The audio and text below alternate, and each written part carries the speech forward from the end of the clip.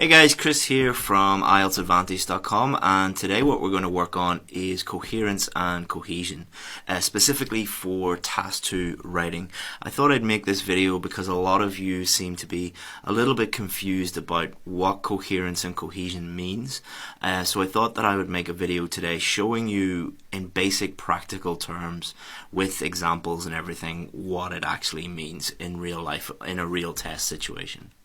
Okay, so coherence and cohesion is worth 25% of your total mark, so it is extremely important. Because it's worth a quarter of your total marks, without doing it properly, you're really going to struggle to get the score that you're hoping for. So like many things on the IELTS test, the problem is not that it is hard or it is difficult. The problem is that most students don't understand what this means in just basic, practical, real terms. So in this lesson, what we're going to do is we're going to take a practical approach to understanding these concepts, because often what I see is students being taught it in a way of very high-level theory. So many teachers, not criticizing teachers in any way, but the way that it is taught is often talking on a theoretical basis. And a lot of students find this difficult to understand. So we're going to keep it really, really practical today. And we're going to look at what practical steps you can take to improve your coherence and cohesion score. And we're going to apply what we learned to real examples. But we're only going to look at Task 2 today. We're not going to look at Task 1, but if you want more information on Task 1, go and check out IELTSadvantage.com and you'll see a Task 1 section there and you can have a look there. But let's just focus on one thing at a time, because when I've combined Task 1 and Task 2, coherence and cohesion, before it gets a little bit confusing. So let's just focus on Task 2 today. Alright, so first I want to start off with a quote from Tim Ferriss. Tim Ferriss, he's a New York Times best-selling author. I think his podcast is one of the top 10 podcasts in the world by number of downloads. And I was listening to one of his podcasts. I listened to every single one of them. Definitely check it out, not only just to practice your listening, but just they're really interesting. He interviews some really, really interesting people. So it's called the Tim Ferriss podcast. And he was talking about writing the other day, and he said writing is a reflection of our thinking. And I totally agree with this. And in my VIP Facebook group, I posted this, and it resonated with a lot of my students, because what happens is when students go into the test, if their mind is confused, if their mind is just, everything in there is just really scared and they're stressed out, but more importantly, they've just no idea how to answer the question and everything in their head is very, very, very confused, then that comes out on the paper. That comes out in their writing. But if they know exactly what they're doing and everything is nice, clear, coherent, cohesive, then that will lead to a very clear piece of writing. And we're going to look at that in much more detail in this lesson. But first I want to say there's a big difference between learning and doing. You are completely wasting your time today by just watching this video and not doing anything about it. It is better to watch one video and actually implement what you have learned in that video and actually do the things in that video than it would be if you watched 20 videos. So you might be watching this on YouTube, you might be watching this on Facebook. The most important thing you can do when you read an article or watch a YouTube video or whatever it is actually take the things that you learn in it and apply it by practicing, by implementing in your writing. The people that do that are the people that are going to really improve. The people that just watch YouTube video after YouTube video, they're really like information junkies. There's all the information in the world is not going to help you, but implementing it, practicing it, applying it to your real writing is really going to help you, especially for practical stuff like coherence and cohesion. So what does coherence and cohesion mean? So rather than get into the theory and talk about it in a very academic way, I'm just going to get yourself to ask yourself these three questions. Is it easy for the examiner to understand my essay? If it is not easy for the examiner to understand your essay, then your coherence and cohesion need to improve. The examiner is not Superwoman or Superman. They cannot read your mind. They cannot guess what you meant. What you put on the paper is all they have to go on. So if it is very confusing and difficult to read, then you're not going to score very well for coherence and cohesion. Are my main points easy to follow? So the main points in your essay, is it easy to understand them? Did you develop them well? Is it easy to follow your main argument? If not, your coherence and cohesion needs a little bit of improvement. Are my main points connected in a way that makes them easy to understand and follow? And we're going to look at that third point in a bit more detail with a real example in a minute. So what does that mean in a real essay? So you probably that you're thinking, okay, Chris, you've explained that, but I still don't really know what that means. So let's look at these 8 things, and that will help you understand exactly what you need to be doing in your essay. So is it clear that you've understood the question? If you don't understand the question, there is no way that you will be able to write a clear, coherent answer to the question. You need to answer the question clearly. The first step of that is understanding the question. Are your ideas relevant to the question? So if your ideas just don't answer the question at all, or they're about a different topic, or maybe they just talk about the topic in general rather than answering the specific question, then it's going to be difficult to follow your argument.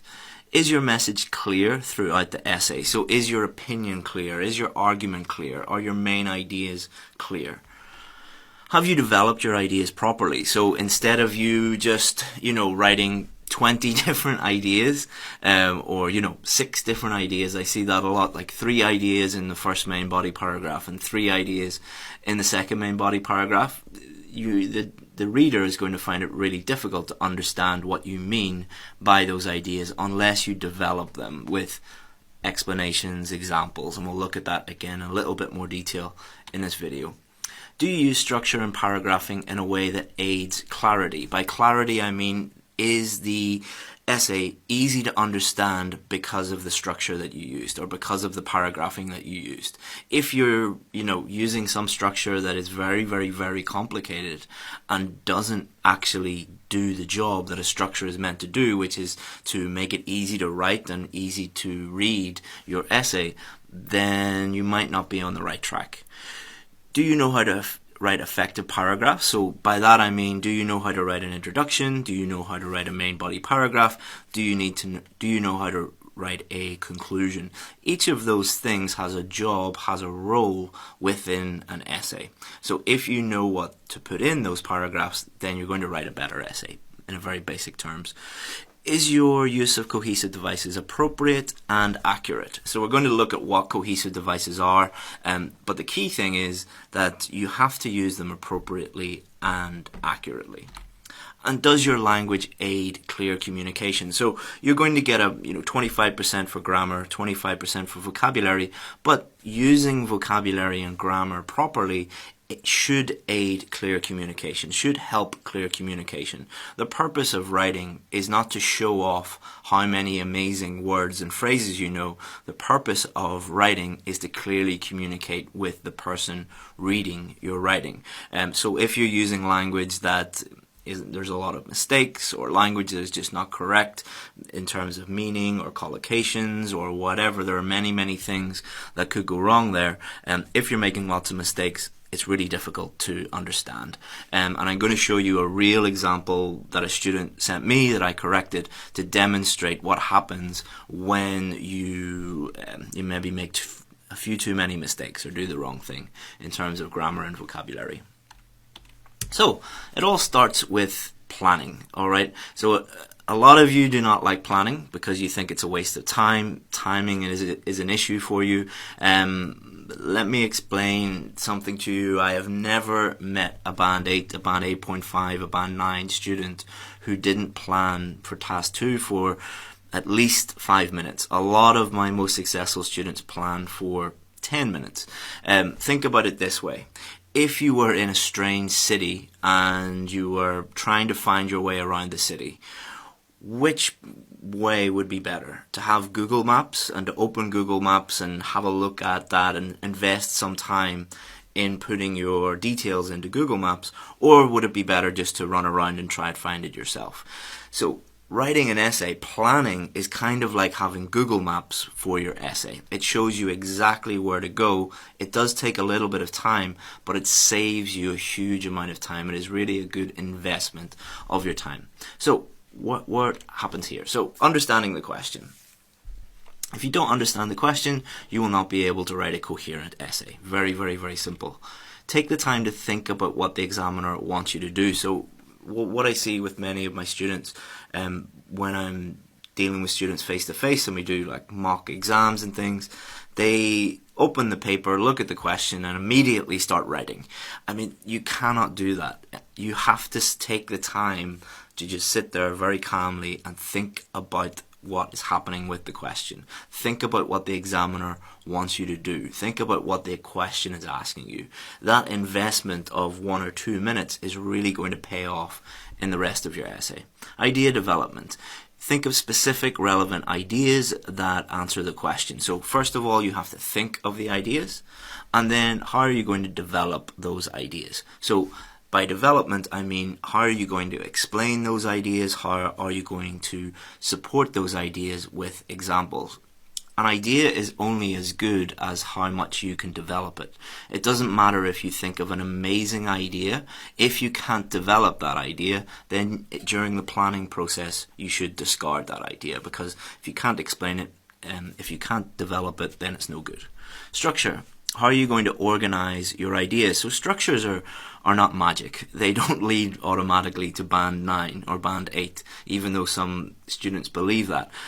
Really, they're just a tool to help you organize your ideas in a coherent way, in a cohesive way also.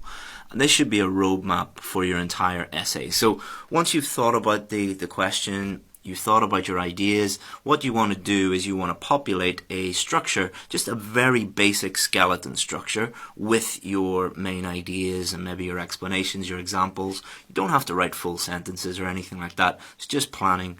Get it all down, and that really is your map for the rest of the time that you'll be writing. So you're spending the planning time just thinking and planning, and then your writing time is just devoted to writing, rather than if you don't plan, you're writing, then you're thinking, then you're writing, then you're thinking, and then you get lost, and then it's, oh my god, I have 20 minutes left, and it's not the best position to be in. So do invest some time in planning and try it out yourself.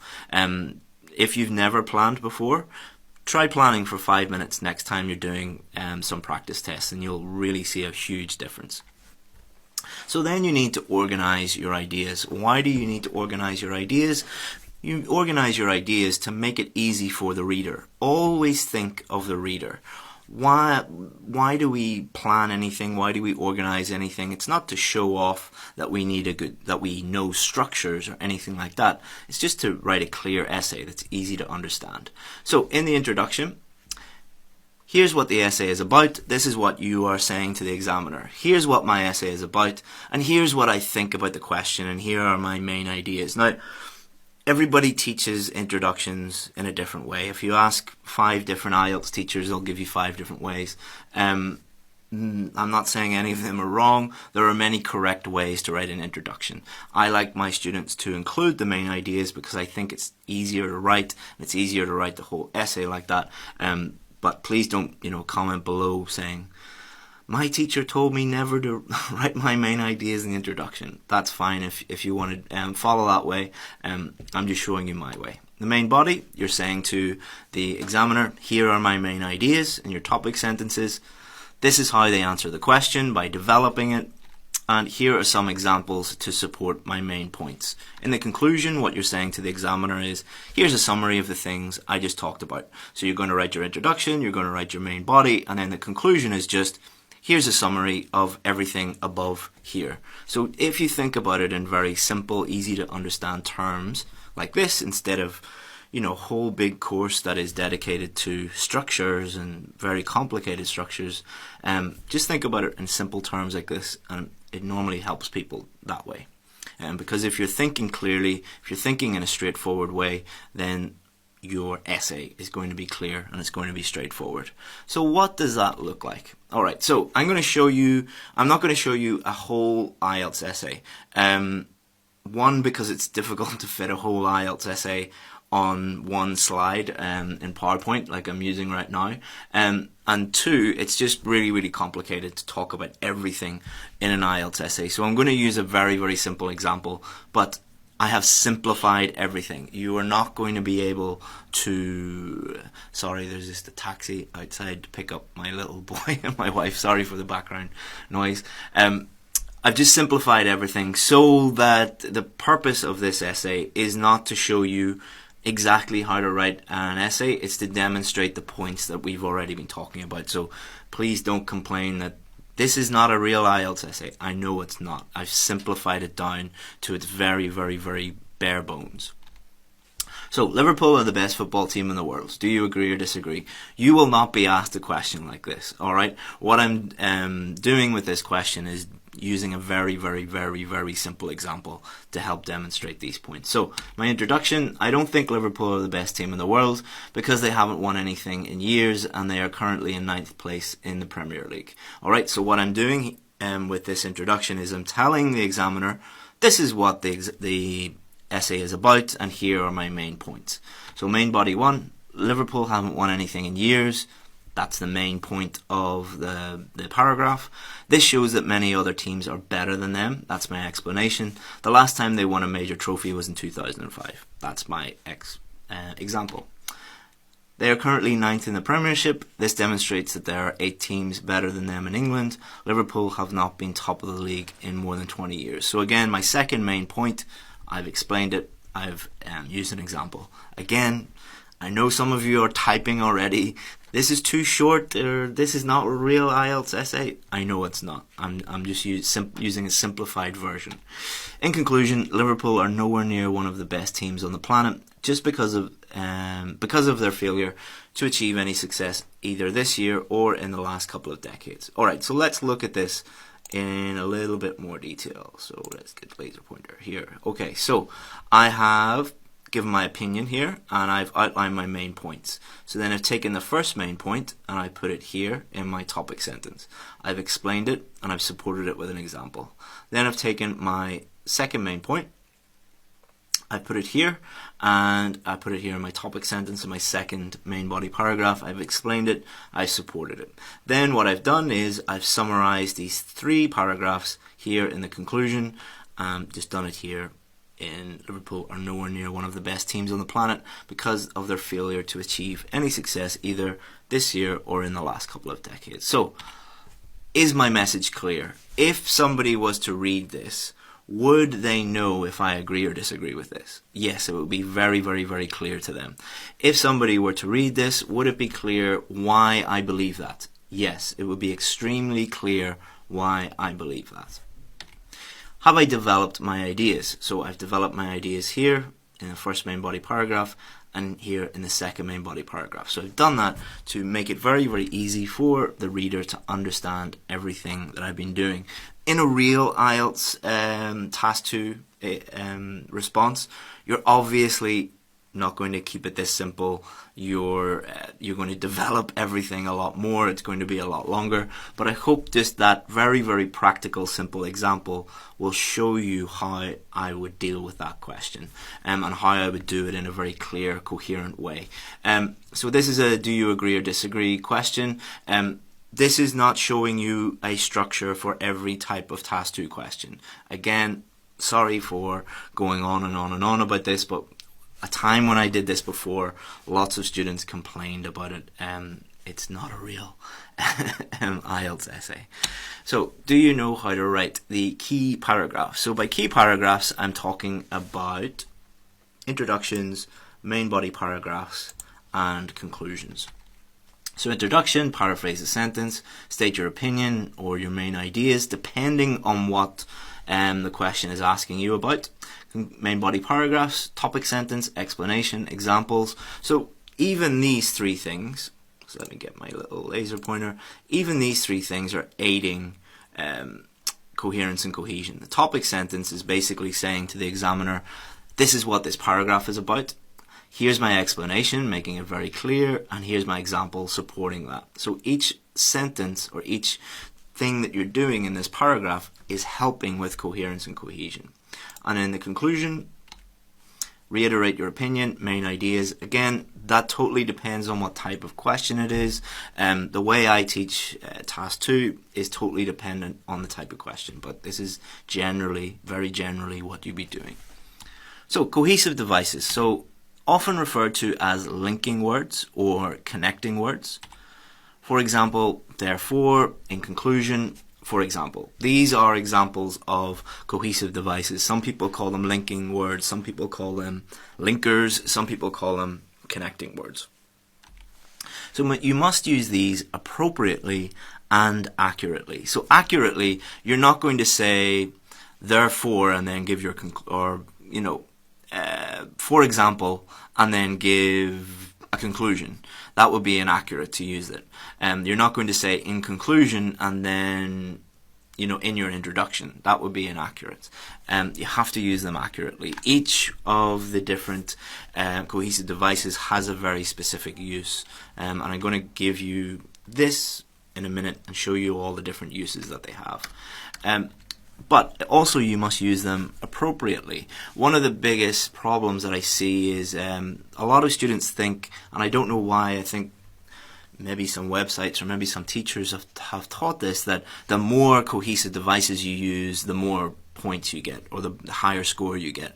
This is not true at all. In general, Band 8, Band 9 students don't use these as much as Band 6, Band 7 students. You do not get extra points by putting one at the start of every single sentence. Look at real English. Look at academic reports or the news, or look at the Guardian or the Times or some quality newspaper like that, and look at how often they use these types of words. It's not as often as you think. You do not get extra marks for using fancy or impressive cohesive devices. So this is another thing that I see where students are learning very, very, very complex, complicated cohesive devices and think that this will impress the examiner. They're not giving you extra marks for this. They're judging your ability to use cohesive devices appropriately and accurately. That's the only thing that they're looking at, really. So if you want more information on cohesive devices, you can download this infographic PDF thing that I created, and just Google IELTS cohesive devices or IELTS Advantage cohesive devices, and it'll take you to a full article, and it will give you this PDF download, and you can have a look at this. It takes a long time to explain all of this, and the article does that. So after the video, have a look there, and you can really get into it there. I'm not going to get into it anymore here because the video would be too long if I do that. Alright, so the importance of grammar and vocabulary. The importance of grammar and vocabulary to coherence and cohesion. Most of you will be surprised that that your language errors and the way that you use language affects your coherence and cohesion, but it really, really, really does. Pause the video and read this. You will probably have a headache after it, because I look at these every day. Students send me these for me to correct, and the more bad use of grammar, bad use of vocabulary, for example, let's look here. Since these activities are as simple as washing hands, this person has tried to use idioms. You shouldn't be using idiomatic language anyway in your Task 2 writing, but not only have they used them inappropriately, but they haven't really used them accurately either. So what happens is, when you have lots of grammar mistakes, lots of vocabulary mistakes like this person has, it makes it extremely difficult to understand what this person is trying to say. So let's look at what most students do with grammar and vocabulary. I'll use lots of complex, high-level, impressive words and phrases. So this is the number one thing that I see again and again and again. Students thinking that complex, high-level, impressive, whatever you want to call them, words are going to help them get a high score. If they did, everyone would get a Band 8. The average score worldwide, 2015 was the last time they released statistics on that, about 5.5 for academic writing. So if this worked, people wouldn't be getting on average a 5.5, and they'd be getting a very high score. It doesn't work. Step 2, they think that I'll use lots of complex structures, complex sentences, and phrases. Basically lots of complex grammar, and this is really going to help you. It's not. The next thing they do is say all of this will really impress the examiner and I'll get a high mark. That's what the average student does. The average student gets about a 5.5 for academic writing. Don't be the average student. What really happens? So most of your impressive words are inaccurate or inappropriate. Most of your complex sentences have errors in them. Some of them have small errors. A lot of them have really serious errors that stop the reader understanding what the sentence means. That's very bad if you do that. The examiner finds it difficult to understand what you're trying to say. This not only lowers your vocabulary and grammar score, but lowers your coherence and cohesion. Because what does coherence mean? Coherence means, is it easy to understand the essay? If you're using words, phrases, grammar, structures, all of those different things incorrectly, it makes it extremely difficult to understand and it lowers your coherence. So in summary, if I was to summarize this lesson, I would say put yourself in the shoes of the reader, alright? Always think of the reader. Make their job as easy as possible. Their job is to understand what you have just put on the paper. Make their job easy. The main purpose of writing is clear communication. The main purpose of writing is not to show how great your grammar is. The main purpose of writing is not to show how many words you memorized from a so-called Band 9 vocabulary list or something like that. The main purpose of writing is clear communication. Always remember that. Grammar, vocabulary, structures, cohesive devices are all just tools to aid that. Grammar, vocabulary, structures, cohesive devices are all just tools to help communication, to help you send a message to somebody. Focus on answering the question in the clearest possible way. So if I was to summarize this or give one piece of advice that will help you not only with coherence and cohesion, but just in general get the mark that you deserve, focus on answering the question in the clearest possible way, and that is really going to help you. Okay, so thank you very much, guys. There's a whole lot of other stuff that I could have talked about today. I try and limit these videos to about 30 minutes because after 30 minutes people kind of switch off a little bit. So if you need more help, there's my free website, IELTSadvantage.com, where you'll find hundreds of articles, videos, everything you'll need there. I put new stuff nearly every day on Facebook. So facebook.com/IELTSadvantage. Make sure you go there and you like the page to keep up to date with everything. Chris@IELTSadvantage.com is my email. If you have any questions, you need any help, or if you want to work further with me, if you want me to help you one-on-one or join one of my courses, or just have any sort of IELTS question, feel free to send me an email and I'll get back to you. And YouTube, I'm focusing a lot more on YouTube these days and trying to create a few different videos a week. So go to youtube.com/IELTSadvantage. If you're already on YouTube, please subscribe. If you're on Facebook, please share, like, whatever it is you want to do. Thank you very much, guys. I really appreciate your time. Thanks. Bye-bye.